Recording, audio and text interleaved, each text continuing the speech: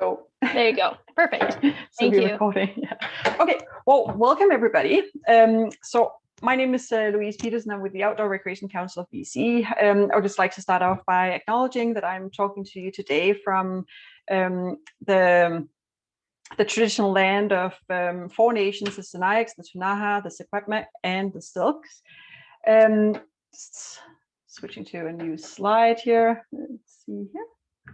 So I'm with the Outdoor Recreation Council. For those of you who are not familiar with who we are a charitable umbrella organization that is composed of organizational members that represent the broad and diverse spectrum of outdoor recreation user groups in BC, including paddlers, hikers, climbers, quad riders, four-wheel drives, anglers, and nature interests. And our vision is that recreation and outdoor places are valued as essential to healthy individuals and vibrant communities, and that every British Columbian has access to meaningful outdoor recreation experiences. And we advocate for access to and promote the responsible use of BC's outdoors for public recreation while building bridges between our diverse membership. We've got around 60 members, 60 organizational members, and certainly invite you to consider joining us as well. So yeah, welcome to this webinar. So today we're going to be talking about modernized land use planning and cumulative effects framework. There'll be two presentations. And one of the reasons we want to talk to you, we want to kind of bring this opportunity to you today, is that as recreation advocates, we take great interest in ensuring that British Columbians have access to quality recreation experiences, whether they use single track or multi-use trails. They need lakes with boat access, or they enjoy the quiet solitude up in the alpine areas or snowmobile riding areas. And land use planning guides where different land uses take place in the provincial public land base. And in past processes, the aim has been to improve communication and interagency cooperation, increase the involvement of First Nations, increase land use certainty for industry, set land aside for conservation, and develop legislative tools to benefit endangered species. Most of BC, and that's around, I think, 84% or so, is encompassed by a land use plan, but the vast majority of these plans are already pretty outdated. So not long ago, a couple of years ago maybe, Kelly will tell us more about that, government launched a new land use planning process that's called modernized land use planning to help solve current land use and resource management challenges in priority areas in BC. So with this webinar, we really want to give our members an opportunity to learn more about what this new process is about and what the opportunities we have as organized recreation groups to provide input and to play a role in influencing the strategic direction for future land use in BC. We've also invited Melissa along. The province is seeking to address cumulative effects through land use planning, and we want to use this opportunity today to learn a little bit more about what this framework is about and how it'll be implemented. And there'll be an opportunity at the end of these two presentations to ask some questions. So I'll just quickly introduce our two presenters. So Kelly Sims is the policy planning team lead of the modernized land use planning program.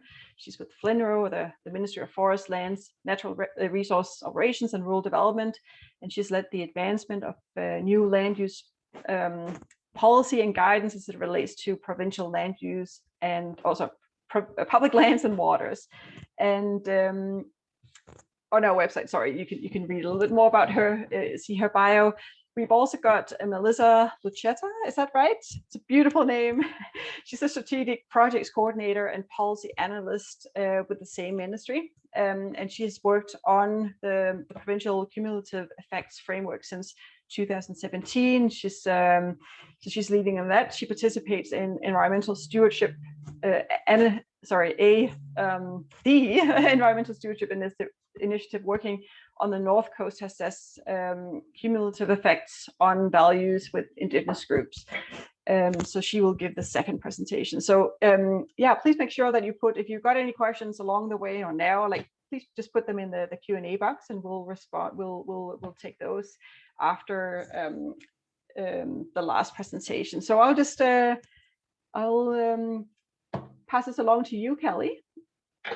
Are you okay to bring your own presentation up, and I'll actually stop sharing? Yeah, I can. I'll just bring it up here and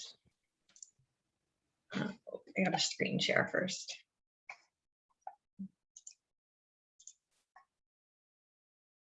It says host has disabled participant screen sharing. That's you, Louise. Yeah, I will make sure I give you that permission. So it should be okay now. Yeah. Can you see that? Yeah. You can see my side. Okay. Good morning or good afternoon, not good morning. Good afternoon, everyone. Thank you, Louise, for the introduction. My name is Kelly Sims, and I am the modernized land use planning policy and planning team lead. I'm presenting to you today from the Lekwungen-speaking people, the Esquimalt and Songhees First Nations, also known as Victoria, BC. So I'm just going to start with an overview. Louise provided a pretty good, actually, summary of the program, just in terms of its history. I'll be giving a little bit more in depth about that, then talking a little bit of the program updates, and hopefully addressing some of your questions about how you can be involved, where the opportunities for engagement are, and where we're going with the program and how it links and supports other government initiatives around land and resource management in BC. So the context is, in 2017, we were given a mandate commitment to work with the Ministry of Indigenous Relations and First Nations and communities, inclusive of stakeholders, environmental, and ENGOs and industry, to modernize land use planning, to support sustainably managing ecosystems, rivers, lakes, watersheds, forests, and old growth. The key drivers or the reasons why this mandate came forward was the provincial government has a mandate to undertake reconciliation with First Nations. There's increasing demand on the natural resource sector, so there's multiple competing needs. They have been highlighted between old growth. There's conversations right now in the news between old growth, preservation, climate change, and competing interests primarily. Those issues were identified previously. They're still there, but land use planning is seen as an opportunity to help resolve those kind of significant conflicts on the land base. This mandate commitment was renewed in 2020. So just a short correction, there's been a little bit of debate depending on how much of BC is actually covered by existing land use plans. I think Louise said 84, but it varies between 90 and 94, depending on the kind of the zonation that you apply. A safe way of saying this is over 90%, and that's where we've kind of concluded. Early plans largely focused on the forest sector and had little to no involvement with First Nations. And that has been reflected in a lot of the issues and challenges that we're facing today around treaty rights, negotiations, and now increasingly the historical gap between having available and up-to-date data and information, as well as community priorities, changing in a world that is globalizing, increasing populations, increasing demands, and need for updated plans. So as noted, there's a growing disconnect between the existing plans and where we need to go. So the modernized approach to land use planning is, it's a G to G, or what we refer to as a government to government approach. And so that's the provincial government partnering with First Nations to undertake a land use plan. That is vastly different than previously noted, is that First Nations were oftentimes limited even in terms of engagement, or not even offered a seat at the table. And so for us to be able to do a land use plan today, we need to have a signed agreement that we will both work collaboratively and co-design the process in the terms of reference, identify the key values, and take both accountability on the implementation of that. So that agreement has to be there first. Upon that agreement, we will work with and collaborate and engage local government, industry, communities, ENGOs, public and stakeholders on what their priorities and what their considerations and values are to mutually reflect them in the land use plan.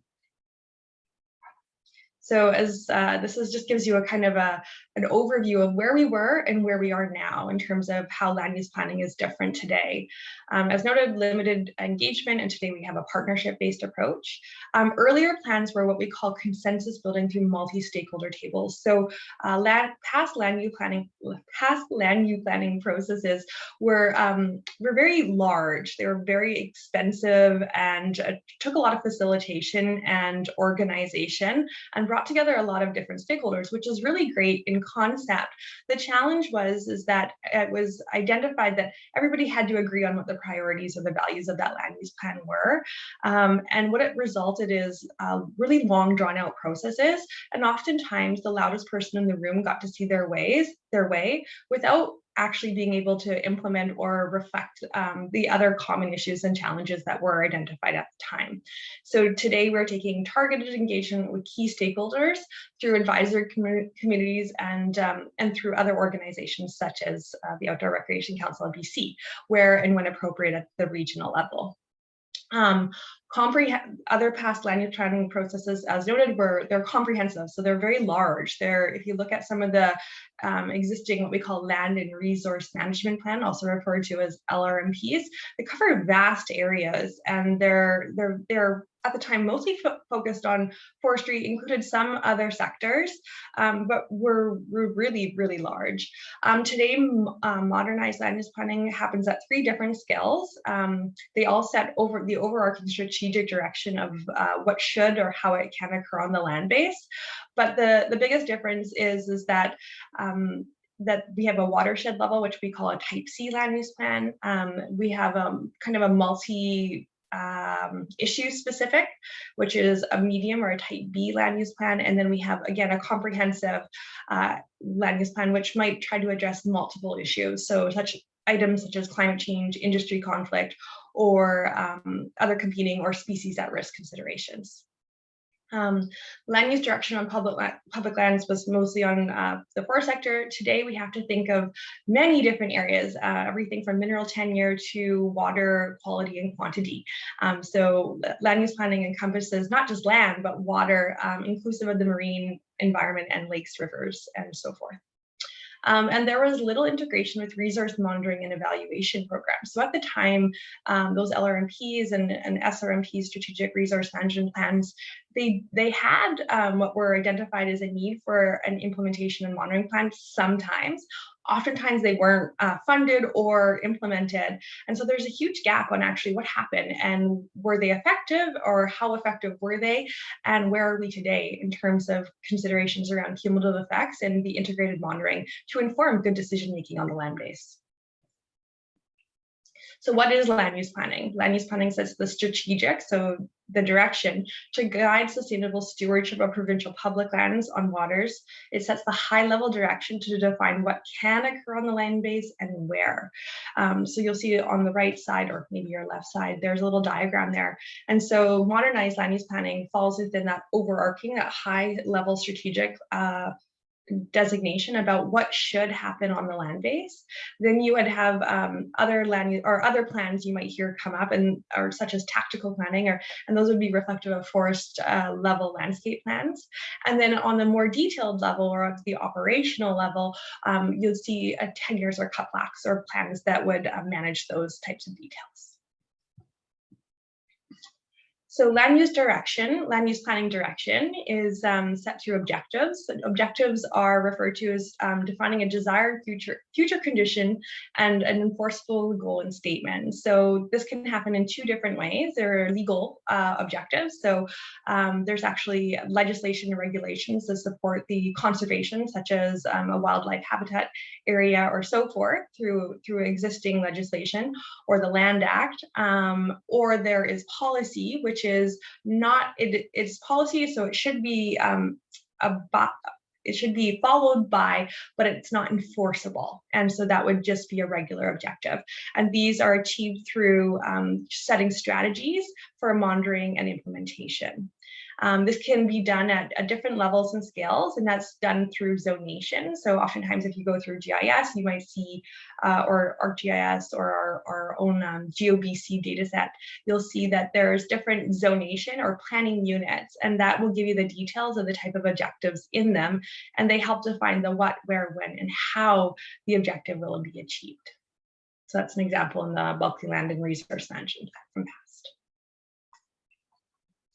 So in terms of program development, as noted, in 2018 to 2019, we were given our mandate commitment, and that was to partner with Indigenous governments to help develop and design what the modernized land use planning program, also referred to as MLUP, framework should be.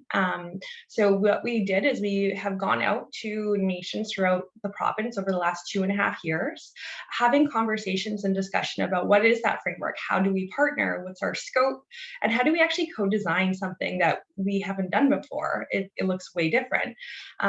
So over the last 2.5 years, we've had numerous in-person engagement pre-COVID with, I think, 48 different First Nations, as well as efforts to engage written submissions to all 203 First Nations in BC.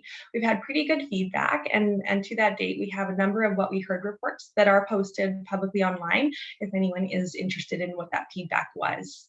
And today, now we have a set of draft principles, and those principles will be engaged at the stakeholder community level sometime in the near fall, when we plan and hope to go to cabinet to endorse those principles, which will reflect our path forward and our scope.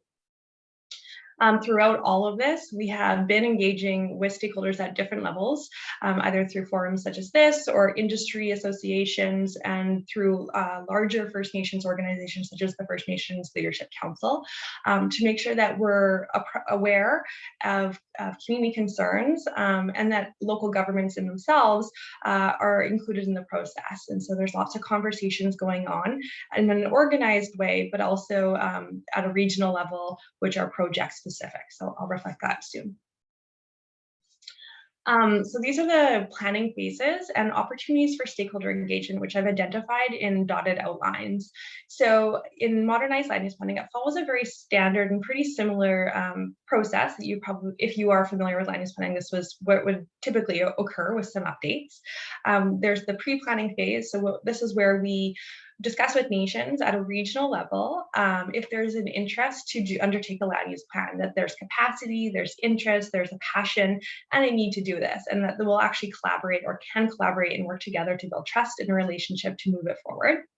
If that is agreed upon, then we seek a mandate through cabinet and through chief and council of the applicable nation. And then we confirm this through a G2G government to government agreement, so an actual signing agreement that will do this, and that's where we publicly announce it. And at that point in time, we develop a terms of reference and a work plan. And it's this terms of reference and work plan where stakeholder feedback is really important, because it helps define what the vision for the land use plan are, what the key objectives and the goals, and what will be entailed within the land use plan in terms of moving it forward and in addressing the priorities and the conflicts and challenges that are being experienced. From there, baseline data or baseline information is collected to help inform those key issues and to really reflect what can or cannot be achieved, or what needs to be developed in terms of setting new objectives on the land base. Different scenarios are proposed based on initial feedback from the public and from nation partners on what their priorities are, and then a draft land use plan is created. This draft land use plan is then taken back out again for feedback from the public to make sure they got it right. At that point in time, the province and nations would jointly approve from their respective governance frameworks the implementation of the land use plan, which would then be brought forward to cabinet. At that point, a monitoring and implementation plan would be developed, and that would be carried forward to review and over time adapt and reflect the priorities and changing needs of that area. So that's a high-level overview of the opportunities and the phases of engagement through land use planning. So in terms of a project update, as part of the modernized land use planning program, there was funding allocated for land use planning projects. These are regionally based, so we have staff directed within each region within Flynn Row, identified in the white outlines of the map identified, that funding and resources would be allocated to support conversations or land use plans if they were identified. At the time, 9 planning projects have been given mandate and funding. 7 have been publicly announced. You only see 5 here because the other 2 are just in process of completing their communications, and 2 are in advancing conversations or a scope of governments. Reflected is the Type A project, so that's a really large one. We have 2 of those. One is the Shigel Land Use Plan in the South Coast, and the other one is the Fort St. John Land and Resource Management Plan update. So those are 2 very large comprehensive land use plans moving forward. We have a number of Type B projects, which you can see in the maps. We have Nicola, Nimkish, and the Salish Sea, and a couple Type C projects. So that's just to give you a general idea of what's out there and what's happening within the regions.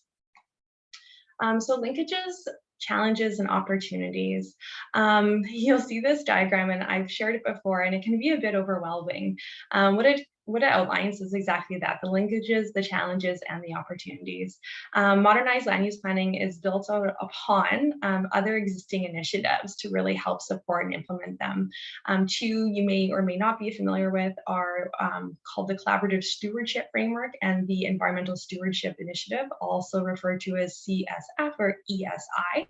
These 2 programs were developed in around 2014, 2015, and they were developed to identify that cumulative effects were occurring across the province. And I won't get too much detail because Melissa will be presenting on that. But that we need to partner with nations about monitoring what those changes were. And so it also helped develop some early conversations and relationships with nations to say, okay, now that we have this information, where do we go with it? How do we actually inform decision making? And that is where land use planning kind of has a primary role. You'll see within here, there's a number of other processes and issues and considerations that are identified. And our goal at this time is to try to help identify and address those opportunities. But it can be challenging because FLNRO is a very large organization, and oftentimes there can be silos created not only within government, but between regions and at what we call branch or the Victoria level. So that is something that our government has identified as a need to address, and we're currently in a reorganization process where our ministry will be hopefully better aligned to accommodate the needs of not only the public, nations, but also local government and internally as well. One of the really good things about our program and the circle is that we also have an opportunity not only to align, but build on the relationships that are existing. So that's a real opportunity, and to really identify and affect, wow, there's a lot of really good things happening. How do we work together and support those items going through? So an example of that is around climate change. It's obviously, we're talking about forest fires today, an imminent issue and something that we have to be working on right away. And one opportunity to do that effectively and actually assess it at a consistent and applicable way where we can inform decision making. Sorry, it's one of my staff.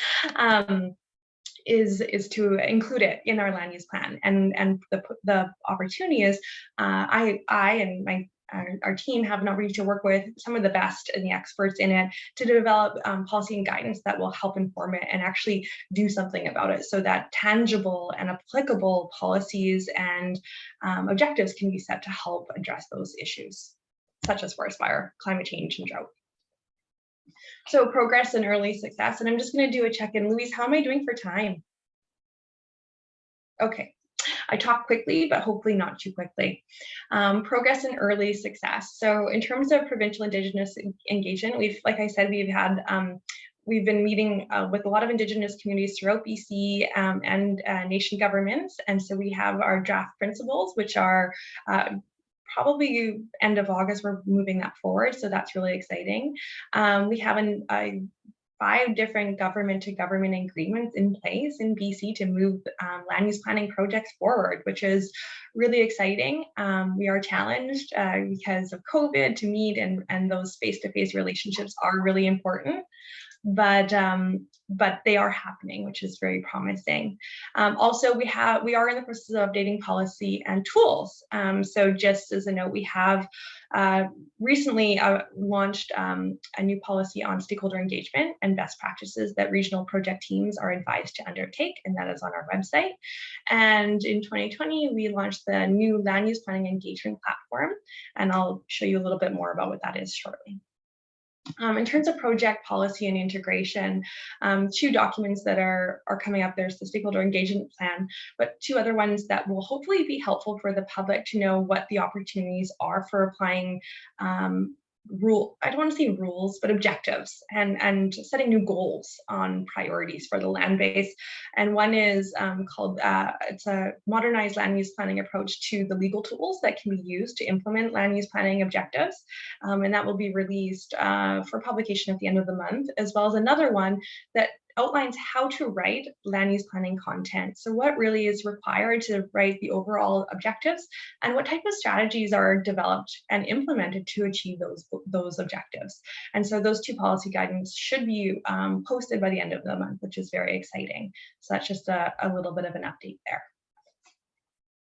In terms of engagement tools, as I noted, we have the updated provincial program website, and I'll just take you there quickly. Oftentimes I have to do just the screenshot, but I'm Zoom, so I think you can follow me here, and I'll just show you where it is. This is our main website that I'm taking you to, and it provides an overview of our program. But if you go to the active projects page, it'll take you to our engagement platform. And this platform, if you're familiar with the Environmental Assessment Office, we kind of stole their idea. It lists all the different projects that we have, and is a one-stop shop and key point of access to all the regional land use planning projects in the province, and gives you a contact person where you can inquire additional information and provide feedback or responses to information that is posted. So it's our primary website for engagement for all land use planning projects in BC at this time. So I just thought that might be a little bit interesting for everybody. And Louise has this for additional information. So just some examples of current, these are the details of it, but I'm actually able to show you. Access management. So I know there's a lot of questions around access management and how is BC going to deal with the competition of resources, multiple government mandates, which are putting constraints on use, such as old growth and caribou protection and species at risk, and off-road motor vehicle considerations and regulations. How is this all going to be managed? What's going to happen? The reality is it's a really complex and really important question, but access management and use for recreation is very important and is something that we're working with other provincial staff, as well as organizations such as the Outdoor Recreation Council, to understand what those priorities are and to update and apply guidance or strategies that identify what those priorities are at a provincial, but also at a regional and local level. And so here's an example of the Skeena Regional Land Use Plan. It identifies a number of access management considerations in the past.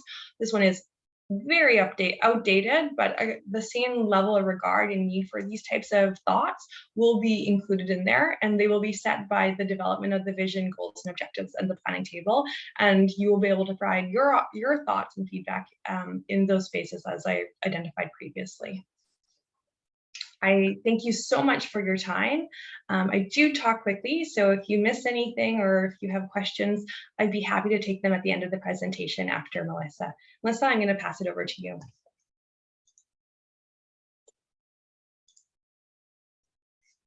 Awesome. I got to figure out how to cancel my sharing.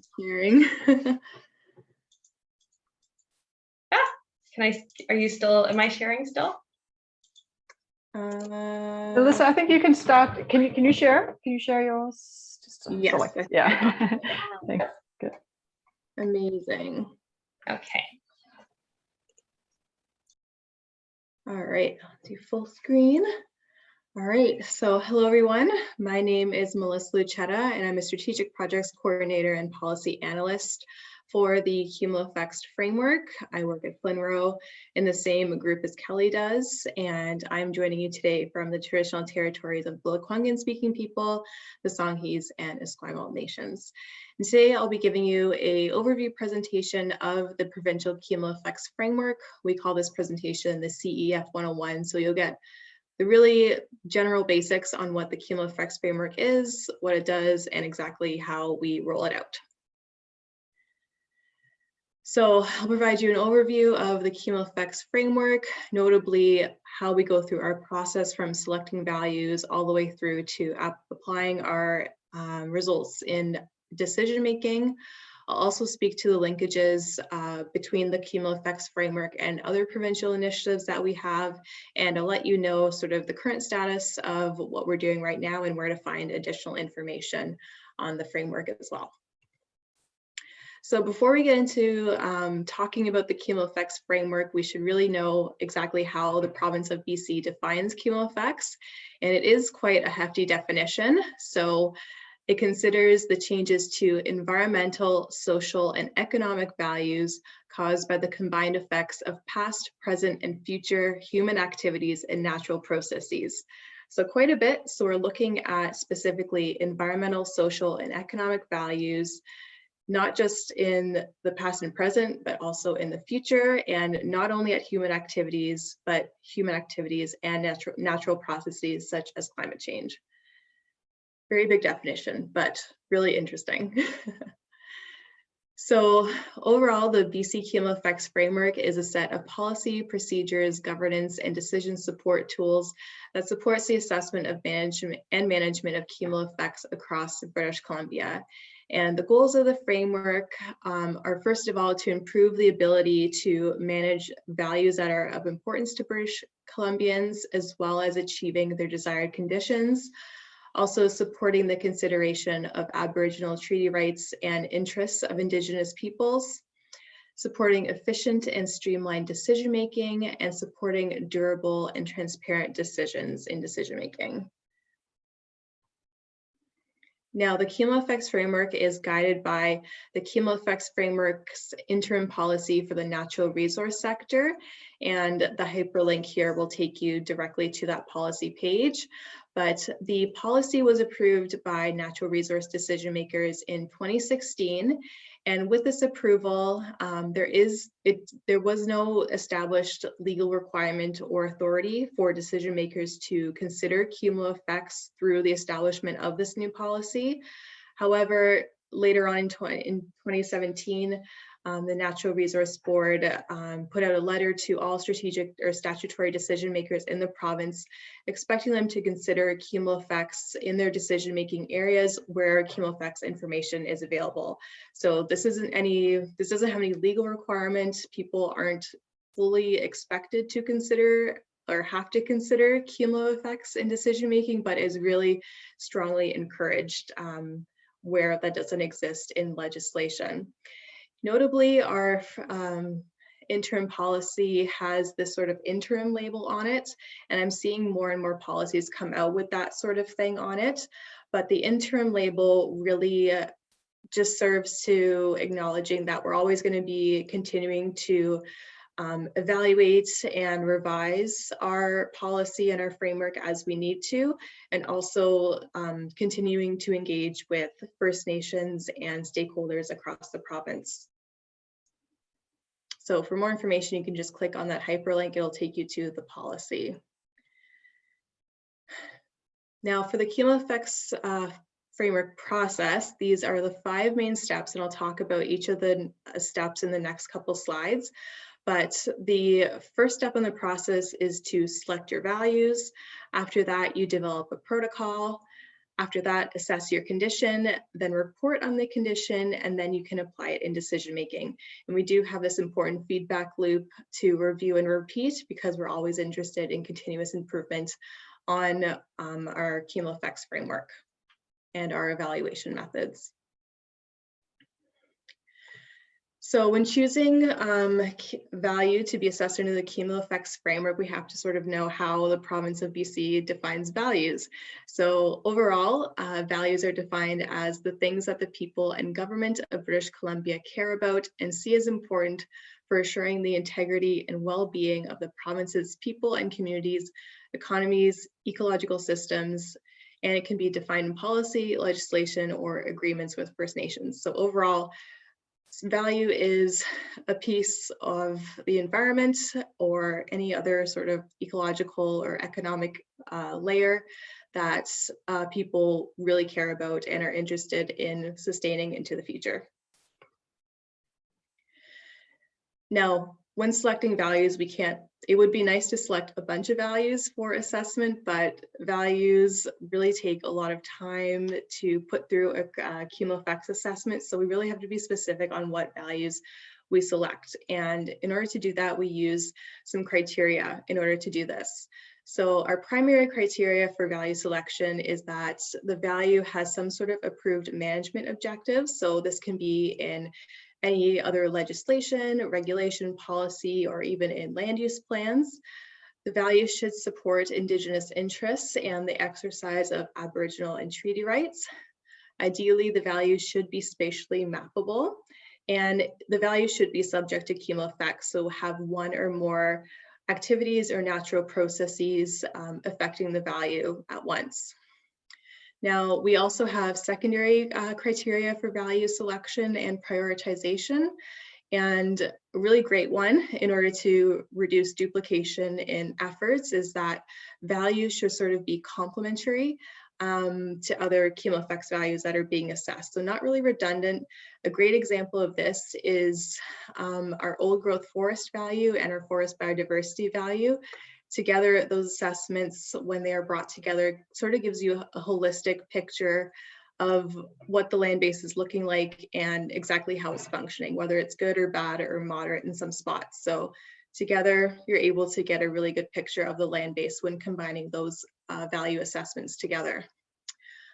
Also, it can represent nested values. It should also have available data, and it can also be defined in case law as well. Now, notably, having available data is always ideal. Spatially mappable data is really the foundation for all of our assessments, but if there's no data available and the value is still of interest to a First Nation or a stakeholder group, we will find a way to collect our data. So yes, that is not really a total limitation to value selection. Now, under the cumulative effects framework, there are two different types of values, our provincial values and our regional values. So provincial values are assessed across the entire province following our cumulative effects protocols, which I'll talk about next. But in total, there are 5 provincial cumulative effects values. They're grizzly bear, aquatic ecosystems, old growth, moose, and forest biodiversity. And these 5 values were selected because they were subject to cumulative effects and they occur pretty homogeneously throughout the province. You can find grizzly bear almost everywhere, same thing with aquatic ecosystems. Also, we did have a substantial amount of data on these values, which was really great at getting these initial assessments set up. And these were values that were selected through an engagement process back in 2014 to 2016 with the public, stakeholders, and First Nations. So everyone got some input onto what values could be chosen. Now, as we all know, the province isn't homogeneous, and different areas have different values that may be important to people. So under the framework, we're able to develop regional values.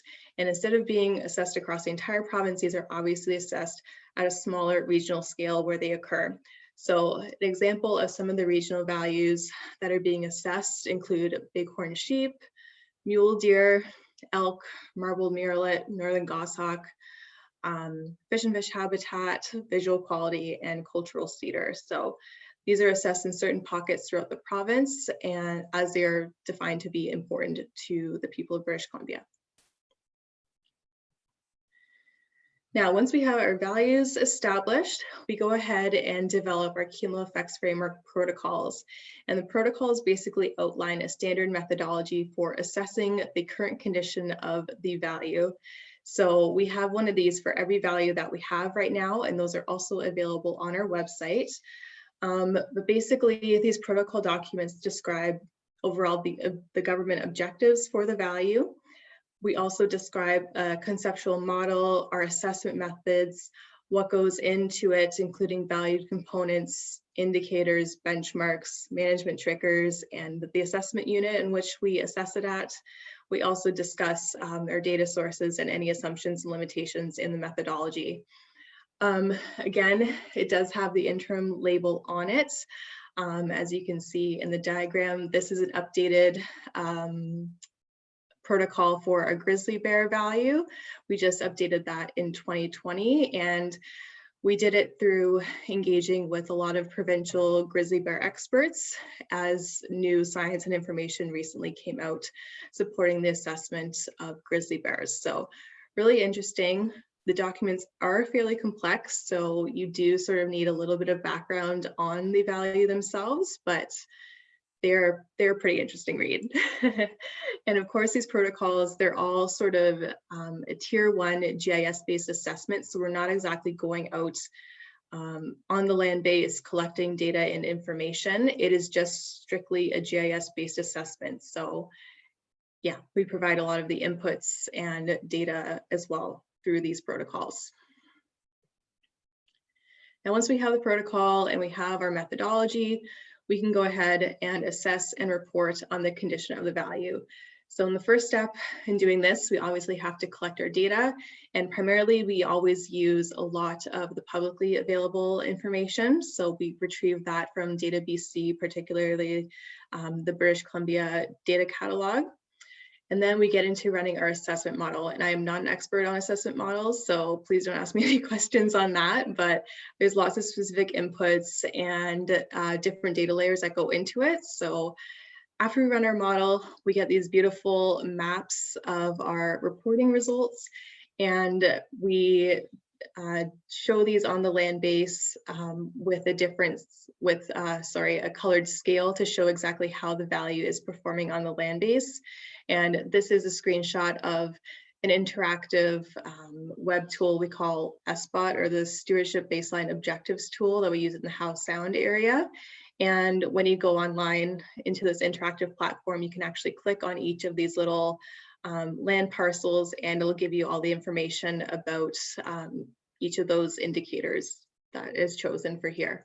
So pretty interesting, not always just static PDF reports. We're getting more into this online reporting, which is a lot more interactive and also can show a different side of decision making, which is really cool. Now, when we report on our cumulative effects values, we do it through 2 different types of reports. So the main report is called a current condition report, or a CCR. And typically the scale or reporting area for these reports is an entire natural resource region, and it's for a singular value. So for example, in here, we have the current condition report for grizzly bear in the Northeast region. We would have the same thing, current condition report for grizzly bear in the Yamanika region, in the Skeena region, stuff like that. But in these reports, the content that's provided in there is strictly talking about what the condition of the value is right now. We will also provide any historical trend information where that's available. And of course, we'll interpret all of the assessment results in this report. This report doesn't really get into talking about management responses or bringing in that future scenarios, future assessment component that really a cumulative effects assessment does have. So this is just strictly current condition of the value right now on the land base. Now there's a secondary report that we are able to develop, and this is called a Cumulative Effects Assessment and Management Report, or a CEAM. And this can be done for an entire natural resource region or even in a sub-regional area. And it'll include more than one value in this report. So it's sort of like combining a bunch of current condition reports into one big report. So these reports are very long.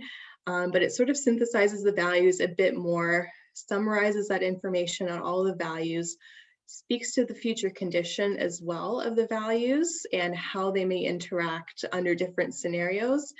And this gets more into discussing the management responses on the land base.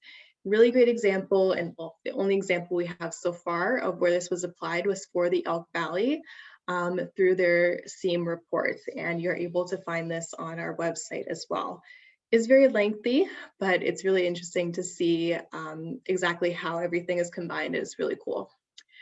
Now, the current condition report is basically just the default report that we are working with. We normally don't jump directly to a SEAM report. However, we will do that if there is a concern that objectives aren't being met for the value, if we're expecting or we are seeing a very significant rate of change in the condition of the value on the land base, as well as if there is any significant proposed development that may affect the values. So we might jump directly from a current condition report to a SEAM, but yeah, normally it is just current condition reports for now. Now, once we have our reports, we're able to take that information and apply it into decision making. Now, our information feeds into a lot of different areas. Mainly, it goes into strategic and tactical decisions as well as operational decisions. For strategic and tactical decisions, it feeds into things like land use plans, resource plans. It can also inform objective setting and regulation. And for operational decisions, it can feed into information such as when people are looking for authorizations, such as permits, licenses, or tenures, as well as into major project assessment for environmental assessments. We can also use our cumulative effects information in relation to First Nations consultation and engagement. So in any instances where First Nations have potential interest in hunting, fishing, or cultural use. Our information has also been used in some treaty negotiations in modern day treaties, which is really cool. So yeah, lots of application. We do have some case studies and some videos online that sort of describe some instances where and how we use our information in decision making. So I strongly encourage you guys to go check that out. It is pretty cool. So I'm saying that I'm such a cumulative effects nerd, so I'm like, oh, it's cool. But no, it is really interesting. Now, of course, we do have linkages to other initiatives. So of course, the first one is obviously modernized land use planning.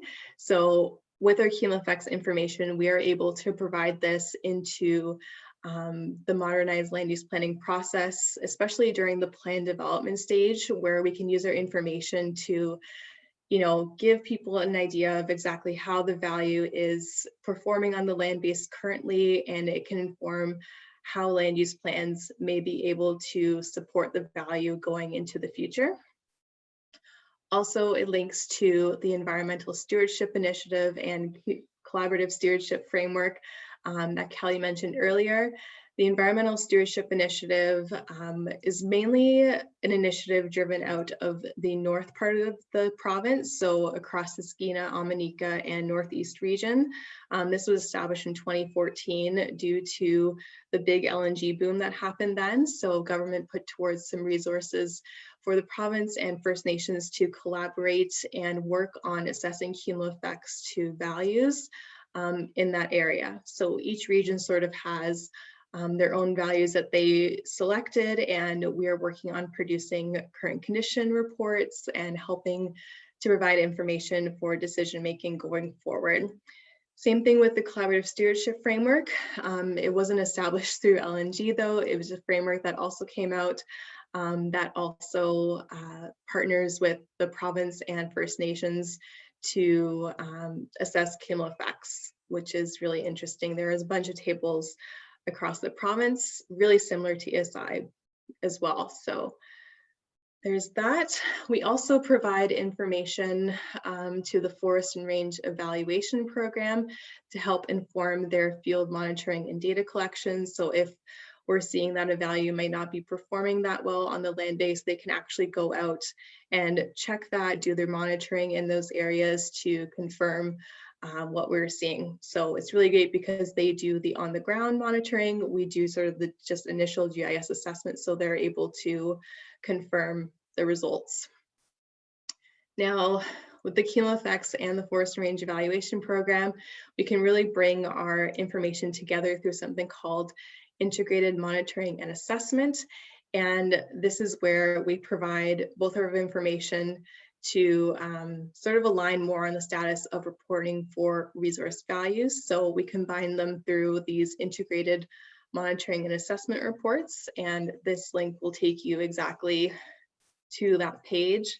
But basically, with the GIS assessment and the on-the-ground monitoring, we combine those two together, and we can actually really get a detailed sort of vision or sight on exactly how the value is performing on the land base together, which is really interesting. Also, another initiative that is really up and coming is the Stewardship Baseline Objectives tool. This is run out of the South Coast region, and it combines provincial cumulative effects information and regional information for the South Coast, where this objectives tool is out of, and discusses cumulative effects for different values that are being assessed there. They have, I believe, over 20 values that they're looking to assess under SBOT, which is very ambitious, but they are trugging along. It is really amazing. And yeah, this link will also take you to the SBOT website where you can check that out as well. So where to find more information? Of course, all of our information is available on our Cumulative Effects website. You can find our policy there. You can find our value protocols. All 5 are up there. You can also check out our current condition reports and the SEAM reports that are online. We also have guidance materials, case studies, learning information, and information on how we did our engagement back in the early days of the conception of the cumulative effects framework and how we're continuing to do that now. So all that information is there, and over the next year, we're really focusing on producing current condition reports. We have been running our assessment models for quite some time, and we are at the stage where we're ready to put out our information into reports, which is really interesting. So look forward to lots of current condition reports coming out over the next year.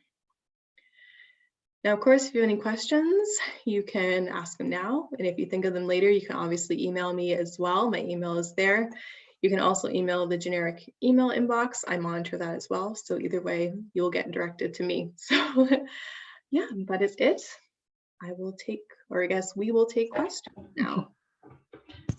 Yeah, thank you, Melissa and Kelly. So we got one question already. So if you out there, you got any questions for Kelly and Melissa, please put them in the Q&A box. We've got one here that has arrived in the chat box. So actually, I forgot to introduce, we've just got 2 more people here who we didn't introduce when we started. We've got Erin Normando, who's my colleague at the ORC. She's our communications officer. She's going to help us just kind of field these questions. And Tennessee. So Kelly, Tennessee Trent from Backsides and Trails. Kelly thought that she might need Tennessee's help, but we'll see. So maybe we'll take that first question. So it's from Matthias. How do treaty negotiations impact the modernized land use planning? So Kelly's had a question that you can help answer. I can help answer that. So it can happen in one of 2 ways. One of the comprehensive Type A land use plans is actually the result of a treaty negotiation with the Shishelt First Nations Foundation Agreement. So one of the commitments that was signed off on that treaty was to undertake a land use plan. And so, sorry, there's a comment popped up. So in treaty negotiations themselves, if a modernized land use plan or a land use plan in itself is identified, they're basically, from the government or the provincial government, is making a commitment to undertake a land use plan in partnership with nations under the modernized land use planning framework. What is good and challenging about that is good is that land use planning probably does need to be updated and reflected where those treaty negotiations are occurring, or there might not be a land use plan overlapping that area. So that could be a good thing. The challenge is that our program, and I don't know if I articulated this, is a very modest program. And when I say modest, I mean, if you were to look at our funding scale compared to the amount of interest and feedback we're getting, not only from the public, but from resource sectors, industry saying we need to know what's going on, what cannot do. We want some clear lines of sight. And nations saying we do want to partner, we do want some clarity, we want to work together, but we need capacity internally to be able to do that as well. The province is limited. We are a very small program with a very big appetite for this type of work to move forward. So that is a challenge, and it's a real challenge. And then in terms of, do treaty negotiations, can they start out of a land use planning program or through a land use plan? At this point in time, no, it's not what we would consider in the scope. The modernized land use planning program is supposed to be a partnership, a government to government, to develop land use plans collaboratively together on public lands. And when I refer to public lands under the United Nations Declaration on the Rights of Indigenous People, we now are moving towards updating our language to be more inclusive, that Crown land is reflected as public land. So if you hear that, that's that rationale. So two kind of ways of identifying it. Land use planning can come out of a treaty negotiation, but at this point in time, treaty negotiations are a separate process and a different specific conversation than the program itself.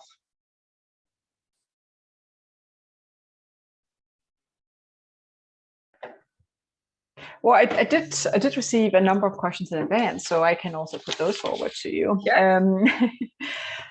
We've got one here. What level of value will your land use planning process place on recreation values versus traditional big industry like forestry and mining?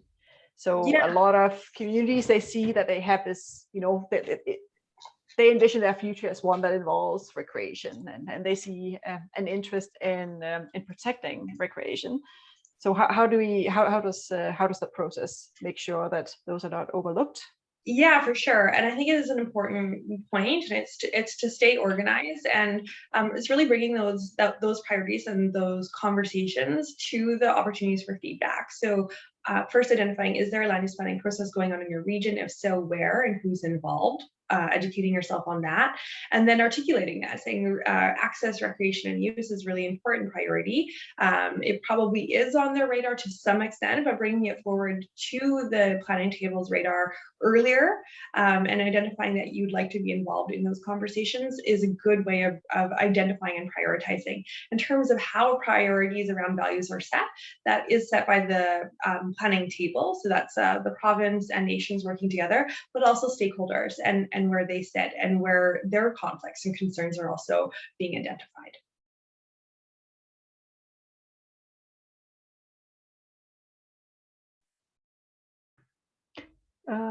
So we've got one here. It's Shirley. She's with the Shawnigan Basin Society. Are you putting any effort into studying the various watersheds in the areas like the Shawnigan Lake watershed? In terms of at a provincial level, not that I'm personally aware of, at a regional level or local level, potentially. Modernized land use plans do reflect the Water Sustainability Act, or WSA, which does apply regulations around water quality and water quantity. And so in terms of a holistic level, yes, land use planning would encompass that. Specifically on the Shawnigan Lake area, at this point in time, I'm not aware of any public land use planning processes articulating that. But it might occur at the regional district level, which is a local government level. So I would encourage you to reach out to your regional district board to understand that. And from a cumulative effects perspective, that may be captured under our aquatic ecosystems assessment. So Shawnigan Lake, obviously West Coast region. So we are currently working on an aquatic ecosystems report for the West Coast. So you could get just preliminary information on our indicators that have been selected for aquatic ecosystems value through that assessment report that will hopefully be coming out next year. So it will be really small though. You'll have to just click on that sort of water,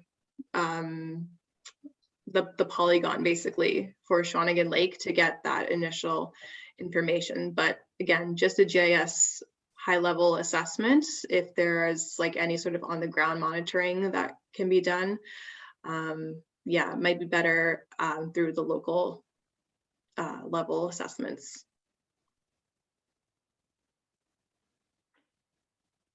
Okay, I can take, that's another question. So I'm sorry, I think it might be that maybe the Q&A box is not working. We're just getting it through the chats. It's from Donegal. How are organized recreation groups being consulted on the CEF projects? We're seeing many historical trails being identified for restoration under these projects.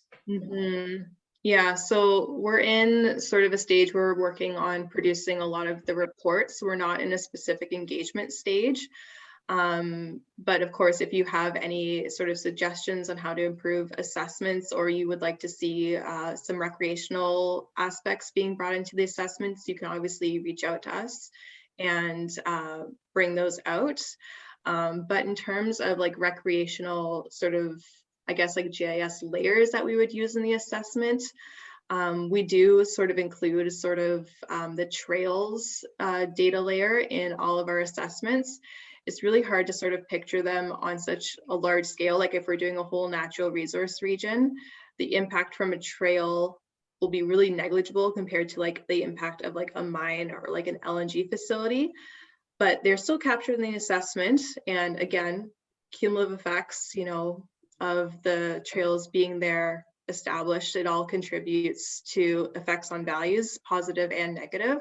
So it is a little bit better to look at recreational like trails and sites like that at a more smaller landscape level scale. So a smaller assessment region, and that's where you'll really see those data layers come forward and exactly how they may be affecting the value a bit more. But in general, through all of our assessments, we do bring in those recreational trails and data sets through certain data layers. I think like the Digital Road Atlas has it, and there's other layers. I'm not the GIS person, but I know that they're definitely included in the assessment.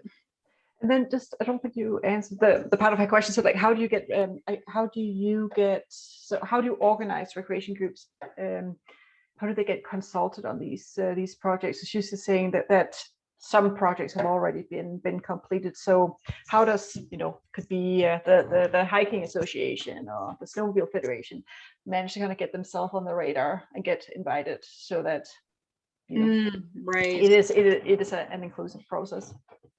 Right. Yeah. And again, I mentioned we're not really like in a specific engagement process, like we're not going out to groups and stuff like that. Okay. But again, if you are interested, of course, you can email me and we can, chat about it. Yeah. Okay.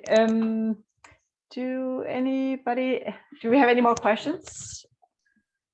Otherwise, yeah.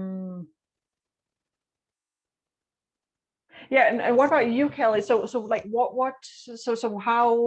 if you're doing a big process up in the north, like what like how do you define a stakeholder? Like do you just kind of wait for people to come to you, or will? No, so through that engagement platform that we have developed, so in land use planning, engagement is a really important component because you're planning for so many different multiple values. And so there's that engagement website, which I showed you, it's in the presentation. There's actually 3 or 4 different ways that you can engage. So there's one, you can go to that website and register your email. And so any updates on that land use plan, you'll get notified. So that's where if the project table is going to say, hey, we have a terms of reference, we're seeking feedback from the public, what do you think? And so you can send back your feedback. Other thing is they might be saying, oh, we want to identify our key values. This is what we've initially scoped from our understanding of our baseline information. Do you agree with these? If not, why? Or do you have other ones that are missing through surveys? That's also been undertaken. That's also posted on the website.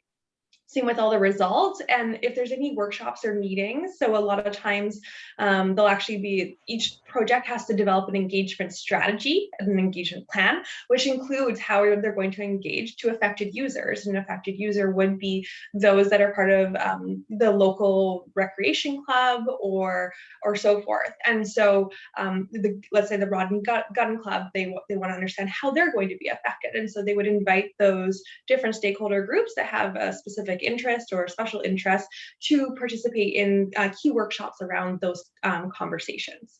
And then what we heard reports would be developed and posted online so that there's an inclusive and transparent process being undertaken for that land use plan. So the engagement site is your key platform, but also included in that, if you have a specific or you want to know right away, is there anything that I should be notified or upcoming, or I'd like to be notified, you can reach out to the regional land use planning project rep, who will keep you involved in those conversations. Good. Well, I can see that it's just past 3 o'clock, so and I don't see any more questions coming in. Oh, okay. Sorry, the Q&A is not working. Okay, that's just one more here from Donegal. Will rec sites and trails be resourced to ensure they have adequate staff to participate in all these planning processes on behalf of? It's a really good question. And Tennessee, I'm going to ask you to weigh in on this, because you and I were just chatting about this the other day. Yeah. Hi, everyone. Hey, Donegal. Good question. I hope so.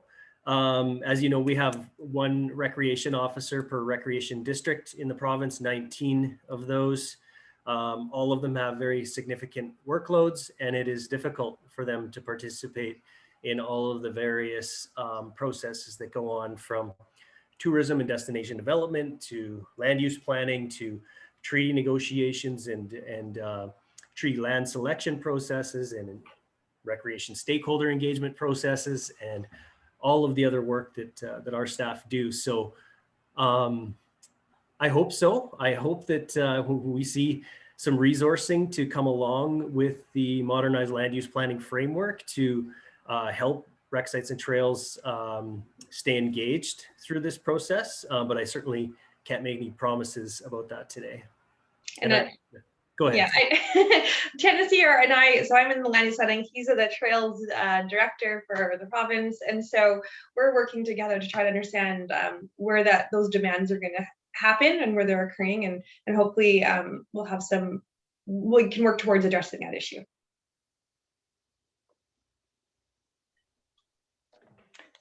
Okay, great. Well, if there's no more questions, I'm really sorry that the Q&A box was not working, but I can see that questions did come in through the chat box. Well, thank you very much for your time, Kelly, Melissa, and Tennessee, and Aaron too, for being part of this, and thanks to all, our participants who are taking a precious hour out of your day. Stay tuned for upcoming webinars, on our website and our e-newsletter and social media. Yeah, I think that's probably all I'll say. Have a good rest of your day, and I hope that you're all staying safe. You too. Yeah. Okay, bye. Thanks, Louise. Thanks, Tennessee. You're welcome. Bye-bye. Bye.